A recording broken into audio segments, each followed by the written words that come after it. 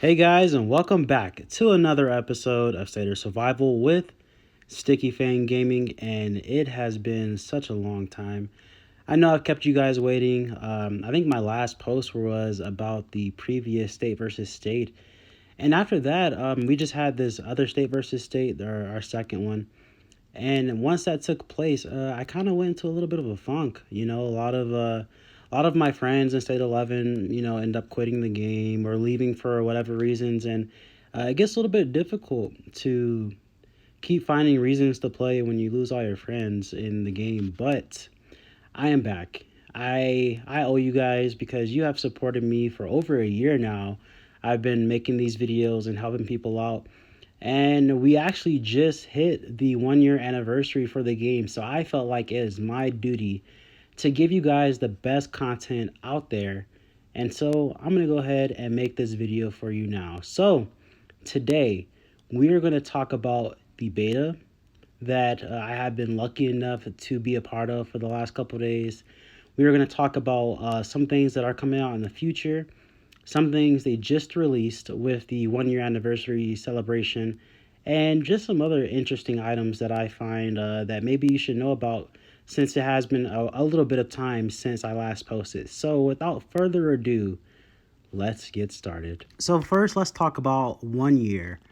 1 year since the game has been released internationally. 1 year since I popped into State 11, really a little bit more than a year. As you can see, 380 consecutive days of logging in. I am a faithful player. But that's a long time, guys. To dedicate yourself to one thing for over a year is not a lot of people can do it. And as you guys can guess, over a year, you can have a lot of stories. You can have a lot of wars and peace talks and agreements, and people are going to come and go. And I just want to shout out to everyone who's in State 11 right now, everyone who's left. Thank you guys. I really appreciate you, and I'm looking forward to hopefully another year or two or three of playing with you guys. So, now that we got that out the way, let's talk about the 1 year anniversary event that the developers have been putting on for us. Now, if you look on the main screen, you can see that there's a little bit of an anniversary button, and it takes you here. I'll kind of show it to you one more time.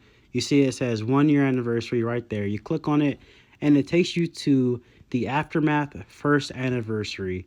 When you go into there, there's a couple different things that you can do throughout the next couple weeks. And I'll go ahead and give you guys a little bit of an inside look of what those things are, because some things are still locked in the main game. But luckily, I have access to some of the events that are happening in the beta. But let's go over what we have in the active game first. So we have Survivor Sign Up, which you can see top middle of the screen. You click on that button, and then you go into here. You basically just have to log in every day, and you get a bunch of different rewards, from speed ups to biocaps to this cake looking thing. And I think that's pretty cool. Something very simple. You click on this one on the bottom left. You hear from Lucky a little bit, and this is a survivor highlight. So with State of Survival, they have a really big social media presence. So you can go on the social media accounts on Facebook, and you can upload fun videos to get prizes, basically. You can look inside of the game for more details with that. It'd be great to see you guys post some of your own content. I watch everything on their Facebook. So some things that we do not have access to in the live game is specialized missions, moments of the brave, and then Survivor's Feast. So I'm going to go ahead and switch over to the beta so you can see what that looks like. So this is the beta. Please excuse how janky it looks. I'm recording off of my actual computer. Don't judge me. So this is the special missions area. And because this is a beta, there are some bugs, and it may not look the same once it's released on the live game. So just take it with a grain of salt. The event basically is something called Rescue Commute Town, which, from my understanding, every player in the game right now, which sits at over more than 1 million players, will all be able to work together to defeat that guy, Mutant Leader Wallace. And to defeat him, basically, you have to beat these smaller infected first. And it's like any other like Explorer Trail. You go into it, you use whatever 3 heroes you pick, and then they fight the big mutant monster, and you get rewards for it. And I think the cool thing about this is the fact that it is every single player in the entire game all working together for one objective. And this, because it's the beta, I think there's only maybe 250 people in the actual beta, so it's a little bit easier for us to do this in beta. But in the real game, I'm sure it's going to be pretty difficult for us to win out, but it'll be fun. And again, this is beta. I want to keep reminding you guys about that. So it's a little glitchy, a little buggy. It's going to kick me out of here, unfortunately, but that's okay. It won't do that when it's actually live. So that's why it's not released in the real game yet. That's okay. Let's move on to more content from this year's anniversary. So I missed the Survivors Feast because I wasn't on the beta too much this past week, but I can show you what the Survivors Festival in the actual event center looks like. So when you scroll down in the event center, once it becomes active, you'll see the festival tab, and you'll have the Rescue Commute Town, which we already talked about a little bit. You have the Celebration of the Brave, which is actually ending in the beta here pretty soon, and then you have Tell of the Brave, which I'll go ahead and show you what it looks like. So this is what a lot of the events in State of Survival looks like. We just had the one with Ghost and the graffiti for the wolf skins. And basically you will kill infected as Becca, and they come up as like different outfits, and it's pretty funny. And you can kind of see all the different infected that have been through the game this past year. And for the ranking rewards, like this event happens in other times, you get the HQ skin plus some of the like speed ups and biocaps and all that good stuff. Now for Celebration of the Brave, it's like Survival of the Fittest. I'm not going to insult you guys and act like you don't know what happens during Survival of the Fittest, because it happens every 2 weeks. So if you don't know, you probably should. And then if you want to look at the specific stage instructions, we'll go ahead and click over so I can give you guys a sneak peek at exactly what you should be saving for what day for this event, because it shouldn't change from the beta. So stage 1, increase highest score of Chief's gear, use speed ups on construction, research and training, plasma cores. Stage 2, speed ups, gear parts for hero gear design. Stage 3 is killing infected. Stage 4 is highest chief score again and biocap. Stage 5 is chief score again and speed ups, plasma cores. 6 is collecting supplies, gathering, using advanced searches and whatnot. And then stage 7 was also pretty much the same thing. Hero, like using hero fragments. Sorry. Now, going into Kamut Town again, I want to go ahead and give you guys more details with this. I was being a little bit vague, so I'm going to go ahead and actually show you the rewards for Rescue and Commute Town. And so this is the Commute store. You use the pink items you get from attacking the infected, and you can get pretty much whatever you'd like. They have a pretty vast, like a lot of different rewards you can choose from, so pretty good selection on that end. Now click over to Sterile Lab is another little reward center. You get speed ups or fragments for heroes and whatnot. There's benefits you can use to help you during the event. I didn't do this event very much. Again, I didn't play beta a whole lot. And then they have leaderboards. So if you're a fan of leaderboards like I am, they have state leaderboards and they have global leaderboards. And this will be 1 million people playing this one event. So to get the top of the leaderboards for this event, you're going to have to work pretty hard. And you're going to pretty much be the boss. So here are the rewards for the leaderboards for in your state. And then here's going to be the rewards for everybody. So some really crazy, actually really good rewards. So HQ skin custom bundle. What that means is you get the chance to choose any HQ skin in the entire game that you want that maybe you missed over the last year. And my recommendation for anybody would be the Valentine's HQ permanent skin. The picture is wrong on this one. They show the lunar skin, but you want to get that Valentine's Day skin because as of right now, that is the rarest skin in the game. Even if you would have got first place in that event, you could only have it for 30 days. They didn't have a permanent skin for the Valentine's Day one. So that's the one that I would recommend that you get. But again, if you're number 1 in the game, you can pick whatever you want. I don't care. I think the top 50 players in the entire game get to choose that reward. So moving on, we're going to go from the 1-year anniversary event straight into some of the things they had us testing in beta. And I know that most of you should already know this. The rumors have been going around for quite a while now. And yes, it is true. They had us testing out the plasma level 4 and plasma level 5 HQs. The weird thing is we didn't get enough plasma cores to actually. Some people got to plasma level 4, but no one was able to get to plasma level 5. You needed an opious amount of plasma cores to upgrade. As you can see here in the screen right now, I went ahead and this is the HQ, the headquarters, and you need 250 plasma cores for each level, and there are 5 levels, so you need 1,250 plasma cores to take your HQ level from a 3-star to a 4-star. Now, once you do that, I'm going to go ahead and show you the hero precinct, which should be on the screen now. And then I'm going to go ahead and go through each of the plasma tower or the hero or not hero. Excuse me, guys. It's been a day. I'm going to show you the training buildings. So for riders, for infantry, and for the hunters. So as you saw, the hero precinct is 125 plasma cores you need per level. So 125 times 5. And then for the barracks, the rider grounds, and for the sniper range, it is going to be 83 plasma cores per level to get it from 3 to 4.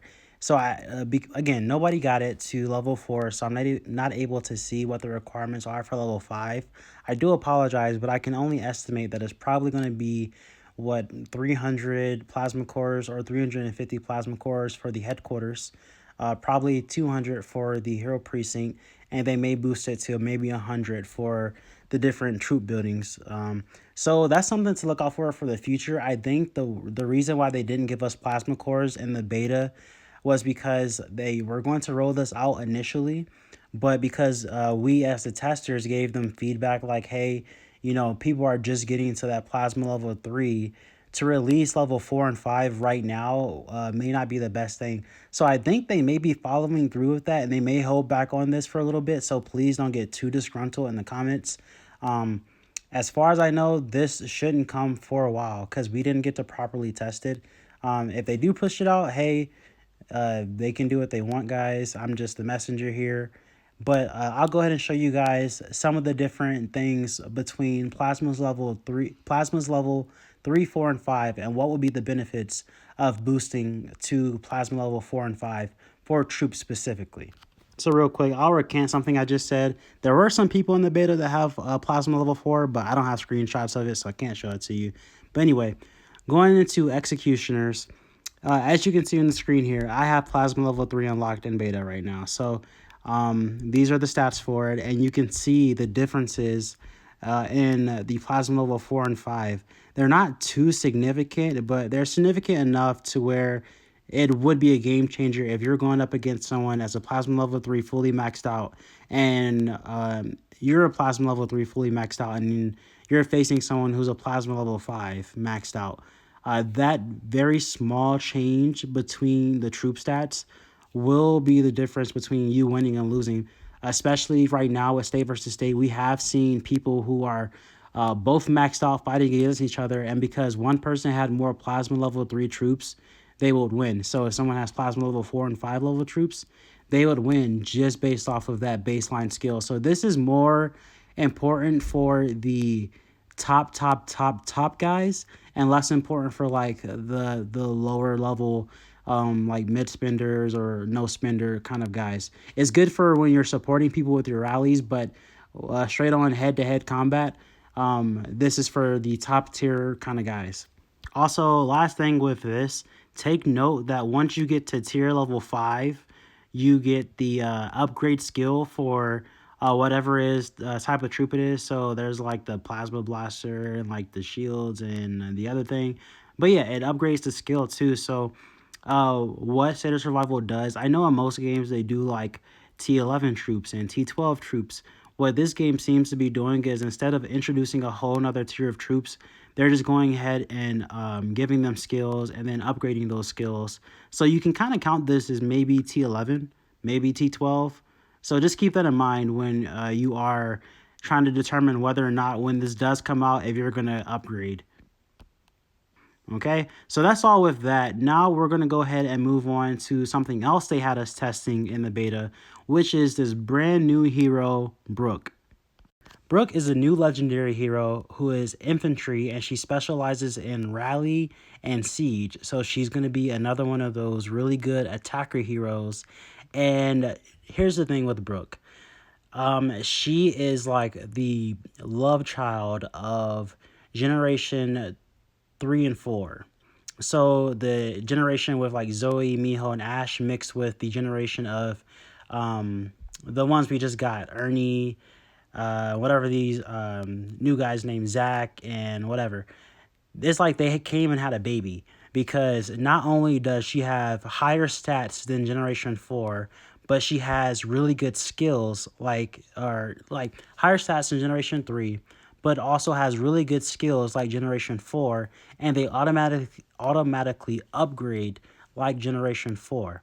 So she is like the best hero in the game once she does get released. I don't think they're gonna nerf her. They may nerf her. This is beta, so things can change.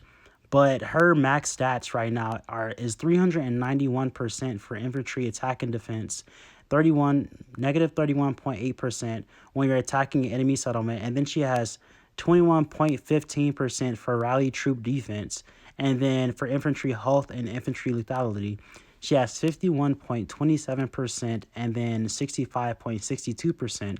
And then her skills alone give her an extra 200% of damage, a 30% chance to evade damage, and then any ally damage taken is removed by 90%, and then ally damage is buffed by 8%, which might not sound a lot, but it's a lot, especially for this game because skills mean a lot, and the 200% damage skill alone puts Brook in a league by herself. And to have that along with such high infantry attacking defense stats, the highest in the game so far, we're now pushing the boundaries of getting close to about 700% in infantry stats. And she's just the first hero released for Generation 5. So I don't know what they have planned for the Rider and the Hunter heroes in the future. I don't. This is the first time they're releasing a new hero solo. So this infantry hero is going to be the strongest out of all the other ones in the game right now, and that's just for infantry. I can't even imagine what they're going to do for riders and hunters. This is like basically bringing in a new age. If you are using anything before Generation 3, you're wrong. Jeb was cool when he was around. Trishy was cool at that time. Wolfie's my favorite hero just based off of his looks because the whole mutated arm. But those are three heroes I can now see that I'm not going to be able to use in the future, along with generations 1 and 2. I maybe or well generations 1. And if you have like epic heroes and rare heroes, so Ghost, Chef, Sarge, just don't even try it. Not against anything past Miho, Trish, and Ash. Everything newer than that is like a whole new league. And this is just how things are going to be now in the future. I don't know. I don't want to go on a rant about this. I'm excited about this new hero. I'm genuinely excited to see what she brings to the table. I highly recommend everyone, whether you are free to play, whether you are a spender, you need to get this hero as soon as possible, and you need to make her your main infantry hero, followed by Ernie, and then followed by Ash, and just stick with those three. Anything after that, Wolfie, you're my homie, bro, but you won't be used in my marches anymore. Same thing with Nicola or the one you can get by getting VIP 11 and 12 or whatever's the case. Yeah, so that is the update with the hero, and yeah, guys, that was pretty much what they had us testing in beta. And if I'm missing anything, if you are in beta with me and I missed something, just let me know in the comments below and I'll make a follow-up video. But it's been a while. I know this video is a little bit longer than usual, but I wanted to get everything out. I wanted to talk about the first year anniversary. I wanted to talk about the events coming up. I wanted to talk about these the plasma levels coming out in the future. I wanted to talk about these new heroes, and there's some other small things. There's like hero gear upgrades in the beta that I can make another video about later on. There are so many small tweaks and stuff, but these are the most important, big, chunky things I want to get out to you today. Some other things that I'm working on in the future, I'm going to push out another state versus state video from this previous fight we just had. Shout out to those guys. I believe it was state 6 we're fighting, state 6 or 8. One of you guys. You guys did a great job. We talked a lot of crap, had a lot of fun. We have some reservoir raid videos we're going to push out, and just more smaller things. I'm going to try to get more content out to you. I owe that to you guys, and I'm going to be more on top of it. And I greatly appreciate for you supporting me and sticking with this channel. Make sure you like, share, subscribe. Join the official State of Survival Discord. Feel free to message me on Discord personally at any time. And until next time, guys, this has been another episode of State of Survival with Sticky Fang Gaming.